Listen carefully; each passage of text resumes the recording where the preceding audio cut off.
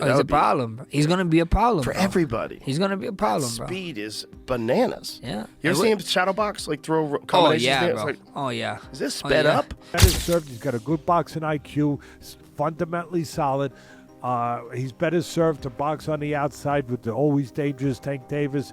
Him too, but he's really come into his own because the guy who was in the gym that everybody saw coming up has been realized now.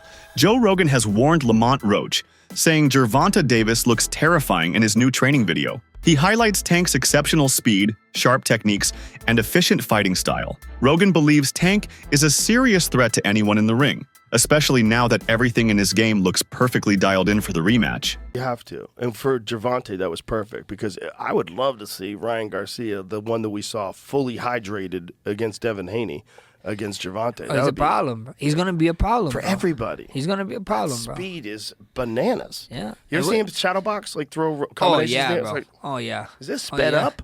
Oh, How yeah. are you so fast? Yeah. It's not fair. He might have one of the fastest left hooks I've ever seen. For sure. I mean, it's right up there with everybody, all the great left hookers of the past. But the crazy thing is, like, bro, he don't even bring it out. He just goes from right here. Right there. Pa! Whip. Like a whip. Ah, Teddy Atlas, one of the most respected minds in boxing, didn't hold back when describing Gervonta Davis. In his view, Davis combines athleticism, fast reflexes, and intelligent decision-making in the ring. Atlas emphasized how Davis's in-ring IQ puts him in a different league. His timing, countering ability, and awareness of angles make him one of the most efficient fighters today. According to Atlas, Davis's understanding of the sport gives him a major edge over opponents, and that edge is what makes him one of the top fighters in the world right now, perhaps even the best pound for pound. I like the way that he boxes. He's versatile. You know, he could do a lot of things. He could go get you. He's got the attitude of a fighter. He's not a huge puncher. Obviously, Tank Davis is the puncher in this, but Roach can go get you, but he can box. I think he's better served. He's got long arms, good length. He's better served. He's got a good boxing IQ, fundamentally solid. He's better served to box on the outside with the always dangerous Tank Davis.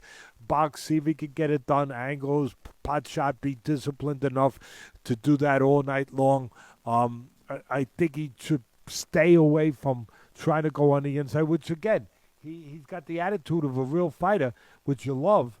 And I wouldn't be shocked if Roach said, oh, no, I'm going to go inside sometimes. I don't know that would be the best choice. He knows how to do it if he wants to. At the end of the day, all of what I said, Bud, it's one thing that really makes the day. It's not because Tank Davis is just undefeated. It's not because Tank Davis is just a great puncher.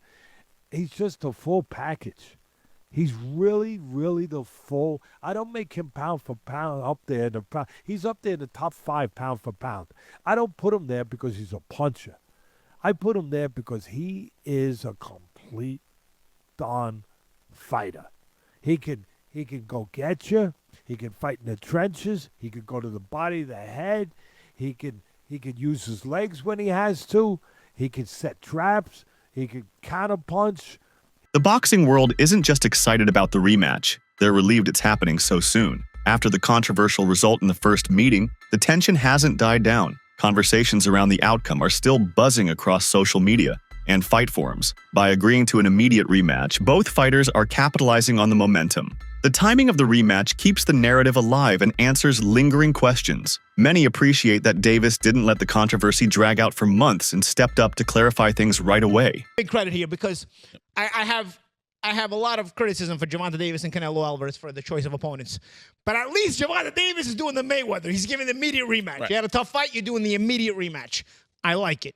All right, so what I'm I need curious to about, push back real quick. Yeah, I knew you would. Go ahead. Push back. I'm giving the guy credit. I like Gervonta Davis. I know you talk a lot about his opponents and whatever, and you're talking about the Lamont Roach. We're not going to pick a quote. But okay, Find me a less than a 10-1 underdog and he fought on pay-per-view. Look. I'm talking about this fight right here. Look at the first fight.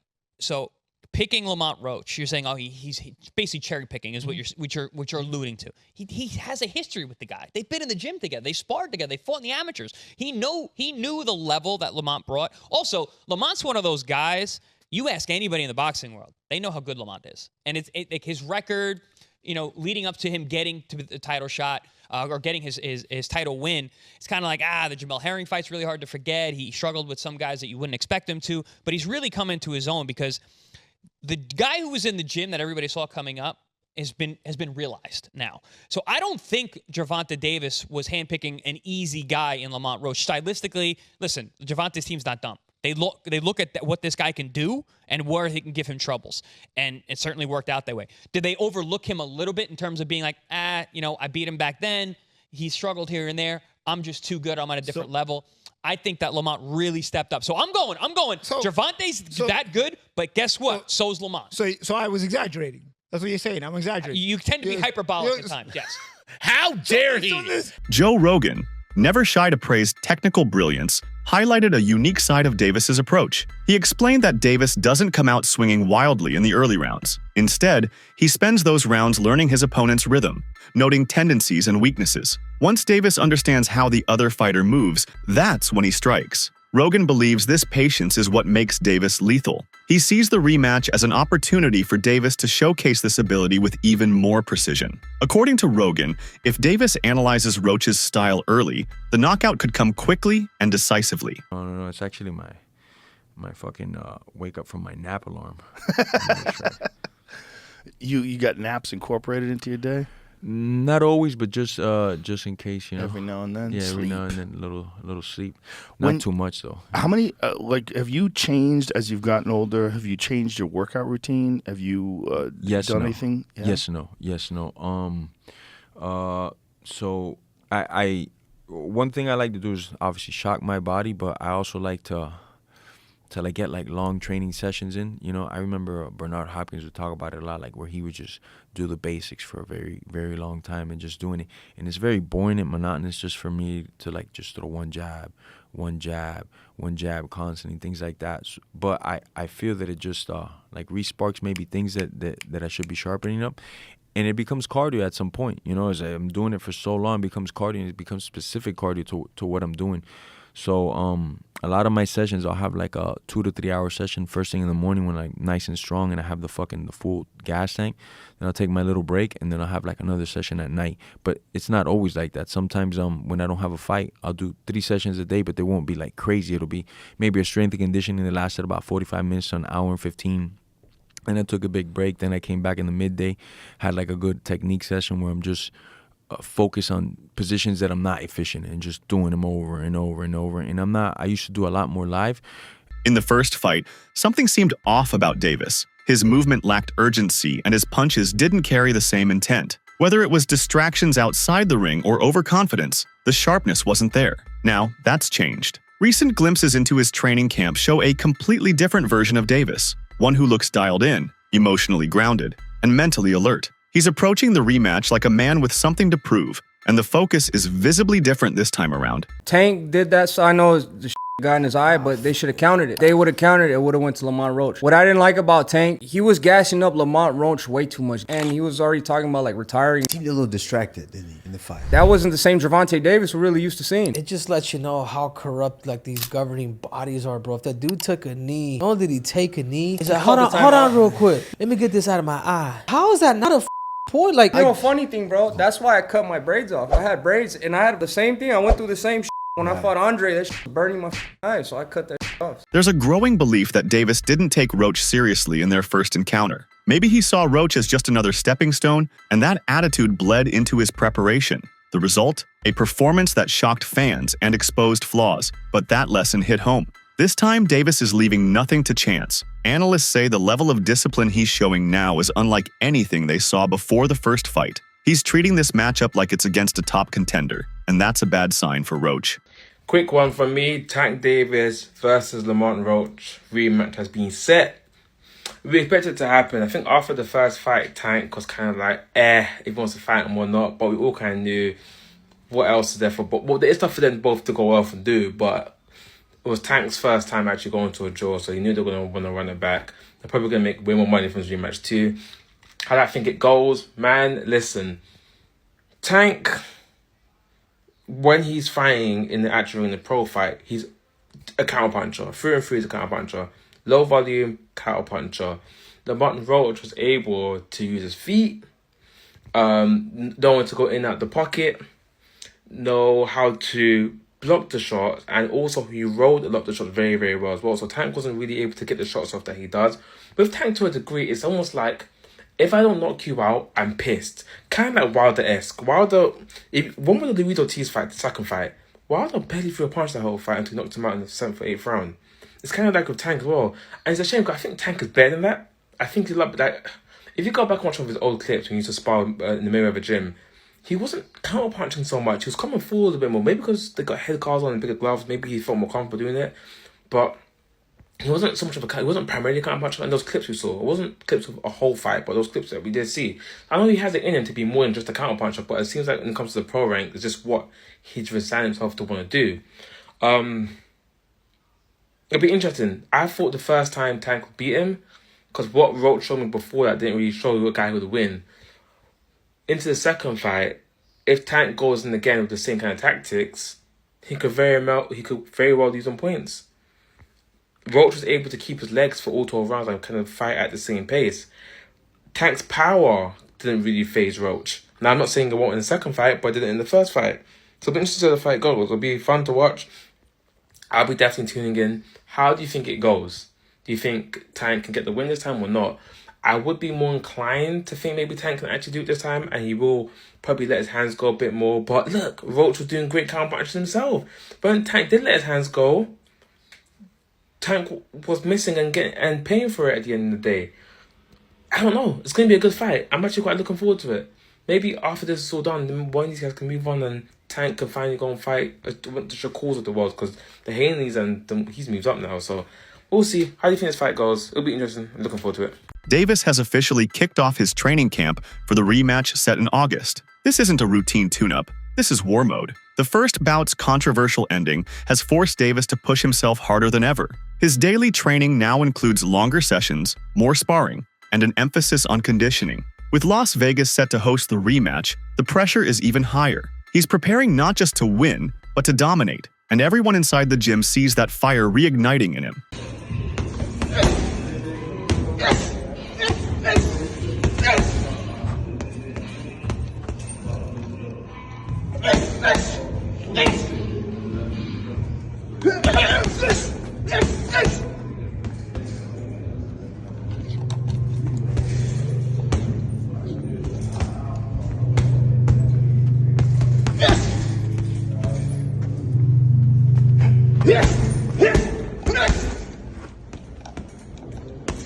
More than pride, this rematch has become about legacy. Davis knows people are doubting him, especially after a fight where he didn't look like his usual self. That doubt has lit a fire under him. Every day in camp, he's grinding harder, staying longer, and focusing on the details. He's working on speed, defense, and fight IQ like never before. The goal isn't just to win, it's to remind the world that he's still the king of his division.